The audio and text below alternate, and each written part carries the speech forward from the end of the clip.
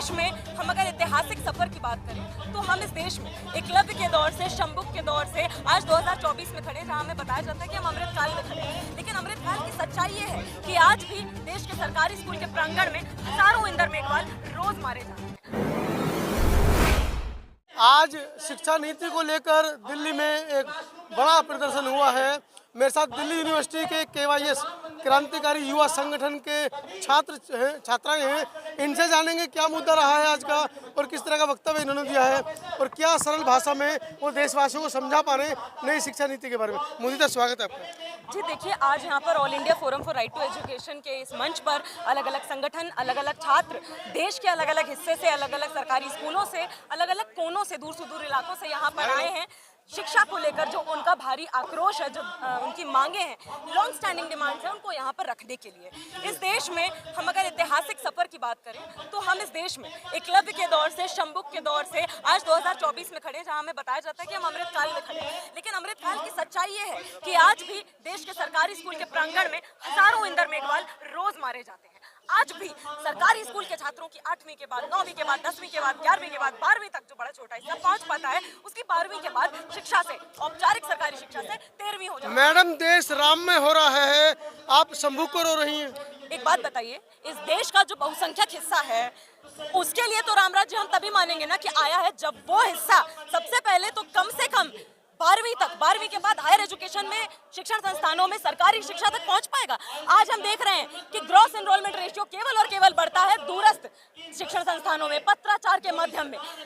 स्कूलों में कहा जा रहा है छात्रों से कि जो स्कूल खराब है उन्हें मर्ज कर दिया जा रहा है, स्कूल बंद हो रहे हैं। नए स्कूल खुलने की बजाय छात्रों को स्कूल के लेवल पर ही पत्राचार में ढकेल दिया जा रहा है। तो ये देश के जो हजारों हजार शंबुक हैं, जो इंदर मेघवाल हैं, जो अलग अलग सरकारी स्कूलों के प्रांगण में मारे जा रहे हैं, उनके लिए क्या डिमांड्स हैं जिनको लेकर आजादी की लड़ाई में भी हमारे देश के लोग खड़े थे। वो इस उम्मीद में खड़े थे कि आजादी के बाद कम से कम हमें एक ऐसा शिक्षा व्यवस्था मिलेगी जहां पर ये नहीं डिसाइड किया जाएगा कि वाइस चांसलर का बच्चा, मंत्री का बच्चा तो प्राइवेट स्कूल चला जाए, लेकिन सरकारी गरीब का बच्चा, मजदूर का बच्चा, सफाई कर्मचारी का बच्चा, महिला ढोने वाले का बच्चा सरकारी स्कूल के प्रांगण तक भी ना पहुंच पाए। आज हम देख रहे हैं अमीरों के बच्चे प्राइवेट स्कूल जाते हैं, प्राइवेट स्कूल के बाद सरकारी उच्च शिक्षण संस्थानों में जो best of the best universities और कॉलेजेस हैं, वहां पर उनका एकाधिकार स्थापित हो जाता है। लेकिन सरकारी स्कूल के छात्रों के लिए एक नया कॉलेज नहीं बनाया जाता है, एक नई यूनिवर्सिटी नहीं खोली जाती है, बल्कि सरकार अपना सीना ठोक कर कहती है कि देखिए 250-250% ग्रोस एनरोलमेंट रेशियो बढ़ रहा है हायर एजुकेशन में। ये नहीं बताती कि पत्राचार माध्यम में बढ़ रहा है, उस माध्यम में जहां पर पहले से प्राइवेट मोड में छात्र पढ़ रहे हैं। पत्राचार के माध्यम के जो संस्थान है, जैसे दिल्ली यूनिवर्सिटी का SOL, उसको सरकार से 1 रुपया फंड का नहीं मिलता है, छात्र अपनी ही पैसे से पढ़ते हैं और आज के समय में कड़ाके की ठंड में खुले में बैठकर उनसे एग्जाम दिलवाया जाता है। और उसके बाद आप उम्मीद करते हैं कि इतनी भीषण गैर बराबरी के बीच में पढ़कर निकलने वाले छात्रों में स्टीफन से पढ़ा हुआ छात्र और साथ ही साथ ड्यू के SOL, इग्नू से पढ़ा हुआ छात्र बराबरी में बैठकर बराबर दर्जे की नौकरियों को हासिल कर लेगा, बराबर अधिकार हासिल कर लेगा। मैडम, ये संभव नहीं है। आप छात्रों की बात कर रही हैं, 150 दिन से ज्यादा हो गए हैं। आप ही की यूनिवर्सिटी के बाद प्रोफेसर रितु बैठी है, प्रोफेसर तक को नहीं छोड़ा जा रहा है। कैसे आप न्याय की उम्मीद करते हैं इन लोगों से? देखिए, न्याय की उम्मीद हम करते हैं हमारे देश के बहुसंख्यक युवाओं के संघर्ष के बल पर।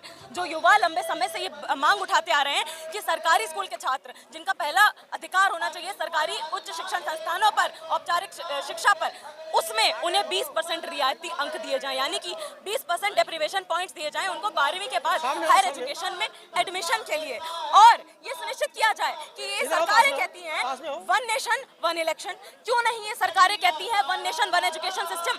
किसको डर लगता है कि अगर सबको सरकारी स्कूल भेजना पड़ गया तो मंत्री के बच्चा प्राइवेट स्कूल नहीं जा पाएगा, मंत्री जी का बच्चा नहीं जा पाएगा, अडानी जी का बच्चा नहीं जा पाएगा, शिक्षा मंत्री जी का बच्चा प्राइवेट स्कूल नहीं जा पाएगा, इंटरनेशनल यूनिवर्सिटी जाने के पहले उसको सरकारी स्कूल जाना पड़ेगा। यानी कि चपरासी का बच्चा, दलित का बच्चा, मैला उठाने वाले का बच्चा और प्रधानमंत्री का बच्चा, सब बच्चों को सेम सरकारी स्कूल में जाना पड़ेगा। इस बात से सरकारें डरती हैं। इसलिए शिक्षा के क्षेत्र में सबसे बड़ा शैक्षिक नस्ल भेद ये है कि आज भी प्राइवेट और सरकारी स्कूलों के बीच की खाई बढ़ती जा रही है और उच्च शिक्षा में रेगुलर, फॉर्मल मोड, औपचारिक और अनौपचारिक, इनफॉर्मल मोड, पत्राचार के माध्यम की दूरी बढ़ती जा रही है, जिसमें बहुसंख्यक युवाओं, मेहनतकश युवाओं को पत्राचार में ढकेला जा रहा है। क्या ये संभव है जो आप कह रही हैं कि प्रधानमंत्री का बेटा, मुख्यमंत्री का बेटा एक गरीब चौकीदार के बच्चे के साथ बैठे? यहाँ तो डॉक्टर अम्बेडकर को भी जूतों के पास बिठाकर पढ़ाया गया।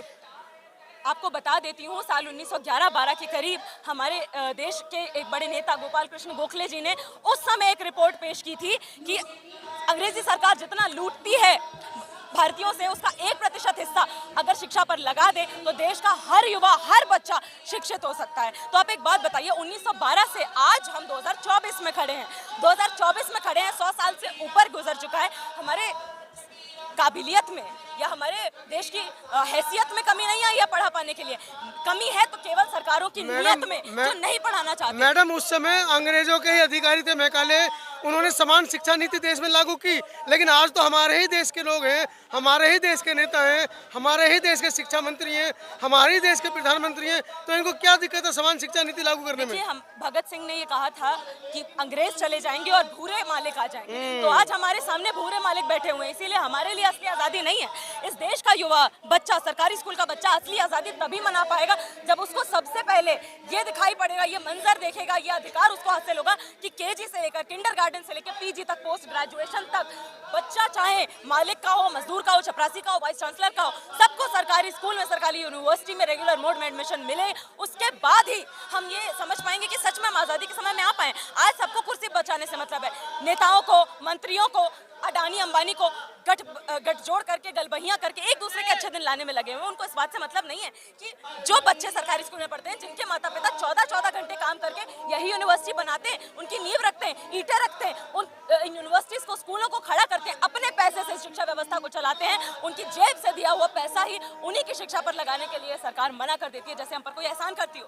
तो यहाँ से यही बात हम कहना चाहेंगे देश के युवाओं को, देश की सरकारों को बताना चाहेंगे कि इस देश का युवा कोई चुपचाप बैठने वाला मूर्ख युवा नहीं है। हमने लड़कर अपना अधिकार जीता है। आज तक जितने भी शिक्षा के अधिकार जीते हैं और आगे भी केजी से लेकर पीजी तक समान शिक्षा का अधिकार हम लड़कर मिलकर जीतेंगे। चलिए, ये तो समस्याएं हैं, लेकिन आपके साथ कुछ सरकारी स्कूल के बच्चे भी हैं, ऐसे में ये क्या करें? बेटा, परिचय दीजिए अपना, कौन सी क्लास में हो? मेरा नाम डिम्पल है, मैं 8वीं कक्षा में पढ़ती हूँ। डिम्पल है, 8वीं कक्षा में है। डिम्पल, क्या समस्याएं आती हैं?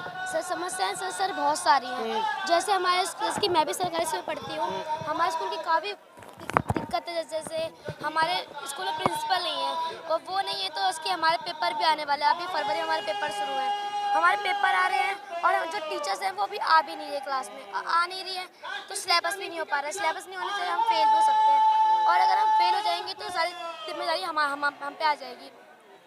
और सबको लगता है कि हमारी गलती है, और हमें लगना चाहिए कि जो प्रिंसिपल है उन्हें हमारे स्कूल में आना चाहिए, उनको लगना चाहिए कि हाँ, बच्चों पे जोर आना चाहिए कि बच्चे पढ़ें। जैसे बड़े बड़े स्कूल के, जैसे अंबानी के स्कूल में बहुत सारे फिल्म स्टार के बच्चे पढ़ते हैं, उन्हें लगता है उन्हें बहुत अच्छी एजुकेशन दी जा रही है, उन्हें इंग्लिश मीडियम पढ़ाया जा रहा है, लेकिन हमें सिर्फ हिंदी मीडियम में दबा के रख दिया जा रहा है कि ये बच्चे ऐसे हैं, इनको कुछ भी चलेगा, इन पर कुछ जोर जाना जरूर नहीं है।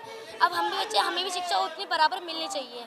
ऐसे सरकारी बच्चे कैसे प्राइवेट स्कूल के बच्चों से कंपेयर कर पाएंगे? यही सवाल तो हम उठा रहे हैं कि एक और अभी हम नई शिक्षा नीति की बात कर रहे हैं, पर अगर हम पुरानी शिक्षा नीतियों को देख लें, 1968 की, 1986 की, आज़ादी से लेकर अब तक अलग अलग चरण में जो भी शिक्षा नीति आई है, उनमें से किसी भी एक शिक्षा नीति ने ये जो गैर बराबरी की खाई है, जो निजी स्कूलों में, प्राइवेट स्कूलों में पढ़ने वाले बच्चे और सरकारी स्कूलों में पढ़ने वाले बच्चों का जो ये दोहरा चरित्र है कि दो अलग अलग तरह के स्कूल होते हैं, उनमें से प्राइवेट स्कूल जब से आज़ादी मिली है तब से चले आ रहे हैं। उस खाई को भरने की कोशिश कोई नहीं करता है, और जब प्राइवेट स्कूल के बच्चे कॉलेज में जाने की बात आती है तब वो प्राइवेट कॉलेजों में नहीं जाते हैं, वो जाते हैं तो सरकारी कॉलेजेस में, सेंट्रल यूनिवर्सिटीज़ में, जैसे DU में, JNU में, अलग अलग विश्वविद्यालयों में जाते हैं। और इन्हीं सरकारी कॉलेजों में सरकारी स्कूल के बच्चों के लिए कोई जगह नहीं होती है। हमारी एक बड़ी मांग रही है, इस NEP से पहले से ये मांग चली आ रही है कि सरकारी कॉलेजों में सरकारी स्कूल के बच्चों को 20% रियायती अंक यानी कि डेप्रिवेशन पॉइंट मिलना चाहिए। ये जो छात्र आए हैं आज, इनको कैसे हम एक ऐसी रेस में लगा सकते हैं जहां सरकारी स्कूल के टॉपर का 80% आता है और प्राइवेट स्कूल के बच्चों का 80% पे तो आखिरी जो फेल हो रहा होगा उसका आता है। अभी ये लोग बात करते हैं कि देखिए हम लोग मेरिट हटा दिए हैं, हम लोग CUET ले आए हैं, फला ढीम का टेस्ट ले आए हैं। अरे भैया, बात तो वही रह जाएगी ना कि जो इंसान पहले मेरिट से पास आ रहा था वो महंगी महंगी कोचिंगों में पैसा देगा, और वहीं ये सरकारी स्कूल के बच्चे आएंगे जो स्कूल तब नहीं जा पाते जब मोहल्ले में एक टैंकर आ जाता है, इनको स्कूल जाने से रोक लिया जाता है कि नहीं भैया आप पानी भरिए। और ये गांव देहात की बात नहीं है, मैं मीडिया में बहुत साफ तौर पे कह दूं, ये हमारे देश की राजधानी दिल्ली की ही बातें बता रही हूं मैं, जहां पानी भरने के लिए बच्चियों का स्कूल छूट जाता है। और ऐसे स्कूल जहां पे हमारे जो मुख्यमंत्री हैं वो कहते हैं कि दिल्ली में तो देश की तुलना में सबसे बेहतर सरकारी स्कूल है। अरे यहाँ पे एक सेक्शन में अंग्रेजी मिलता है, बाकी सबको हिंदी मीडियम में धकेल दिया जाता है। विज्ञान पढ़ाने वाले बच्चे नहीं है, अंतर्राष्ट्रीय स्टैंडर्ड विज्ञान पढ़ने वाले बच्चे नहीं है। तो हम ये सवाल उठा रहे हैं। एक बहुत ही दिलचस्प बात है कि सरकारी स्कूलों के बाहर, सर्वोदयों के बाहर अक्सर हमको एक बात देखने को मिलती है, शिक्षार्थ आइए सेवार्थ जाइए। क्या मतलब होता है इसका? शिक्षा के लिए आइए, सेवा के लिए जाइए। हम बोल रहे हैं ज्ञान के लिए क्यों नहीं जा रहे हैं, सेवा के लिए जा रहे हैं, तो किसकी सेवा के लिए जा रहे हैं? सरकारी स्कूल से बच्चे पढ़ते हैं, जैसा कि साथी मुदिता ने भी कहा कि उनकी 12वीं के बाद 13वीं हो जाती है। 13वीं रेगुलर कॉलेज से, रेगुलर मोड से जाते हैं तो वो पत्राचार के माध्यम से पढ़ने पे मजबूर होकर जाते हैं, और ऐसे एसओएल में, ऐसे इग्नू में जाते हैं जहाँ का मटेरियल इतना घटिया क्वालिटी का है कि आज़ादी का साल 1947 नहीं 1945 बताया जाता है। हमारा संविधान बनने का साल 1949 नहीं 1994 लिख दिया जाता है। विवेकानंद को अनप्रिंसिपल कह दिया जाता है इस एसओएल के मटेरियल में। और यही पढ़ के एक बहुत बड़ा हिस्सा देश का, देश का सबसे बड़े डिस्टेंस लर्निंग मोड के संस्थान की मैं बात कर रही हूँ, जहाँ पे दलित समुदाय से आने वाले, आदिवासी समुदाय से आने वाले महिलाओं का एक बड़ा हिस्सा आता है, गरीब परिवारों का एक हिस्सा आता है। उनको शिक्षा मिल भी रही है तो गलत मिल रही है। और जो रेगुलर कॉलेज में भी शिक्षा है, जहाँ पे अगर कोई गिना चुना हिस्सा पहुँच भी पा रहा था, जो प्री मैट्रिक फेलोशिप से लेकर मौलाना आज़ाद फेलोशिप जैसे बड़े मुद्दे थे, उनको रद्द कर दिया गया है, उन स्कॉलरशिप को हटा दिया गया है। जिससे जो पहले ही हम कह रहे सबको शिक्षा मिलनी चाहिए, उसमें से 1% जो ऊपर का हिस्सा है वो पहुंच पाता है रेगुलर कॉलेज तक, हायर एजुकेशन तक, उनको बाहर धकेल दिया जाता है। इसी के साथ साथ जब उनको बाहर धकेला जाता है, इसमें एक बहुत बड़ा षड्यंत्र ये भी है कि शिक्षा की जो प्रवृत्ति है उसको और जोर से बदला जा रहा है, सिलेबस बदला जा रहा है, सिलेबस में छटनी हो रही है, और वोकेशनल स्किल बेस्ड कोर्सेज को लाके सवाल उठाने वाले जो कोर्सेज, क्रिटिकल थिंकिंग वाले कोर्सेज हैं, उनको कर्ब किया जा रहा है। अभी तक नई शिक्षा नीति पे बात नहीं हुई है, उस पर भी मैं छोटी 2 बातें रखना चाहूँगी कि नई शिक्षा नीति जो आई है वो बहुत खुले आम तौर पर कॉर्पोरेटाइजेशन, प्राइवेटाइजेशन, निजीकरण को बढ़ावा देने वाली नीति है। जहाँ पे यूजीसी पहले ग्रांट प्रोवाइड करता था, वहाँ पर अब हीपा के लोन आ गए हैं, जहाँ पर फीस बढ़ रही है। मैं दिल्ली विश्वविद्यालय में पढ़ती हूँ, मैं बता सकती हूँ कि दिल्ली विश्वविद्यालय के जैसे ही बहुत सारे कॉलेजेस में हर कोर्स की फीस 2 गुनी बढ़ गई है। ऐसे में जो गरीब परिवारों से आने वाले लोग हैं, जो मजदूर परिवारों से आने वाले लोग हैं, उनके लिए इन संस्थानों में जगह नहीं बच पाती है। जो सरकारी स्कूल के छात्र आज यहाँ आए हैं इस प्रदर्शन में, इस उम्मीद से आए हैं कि हम सार्वजनिक वित्त पोषित शिक्षा की, पब्लिक फंडेड एजुकेशन की केजी से पीजी तक की लड़ाई को और सशक्त करेंगे, और उन नेताओं के बहकावे में नहीं आएंगे जो खुद शिक्षा की बात करते हैं, शिक्षा के मंत्रालय संभालते हैं, और उनके खुद के बच्चे वेलम बॉयज से लेकर मॉडल स्कूल बाराखंबा तक पढ़ते हैं। तो हम सरकारी स्कूलों में जिनका बच्चा पढ़े, उन नेताओं की बात सुनने को फिर भी मानेंगे।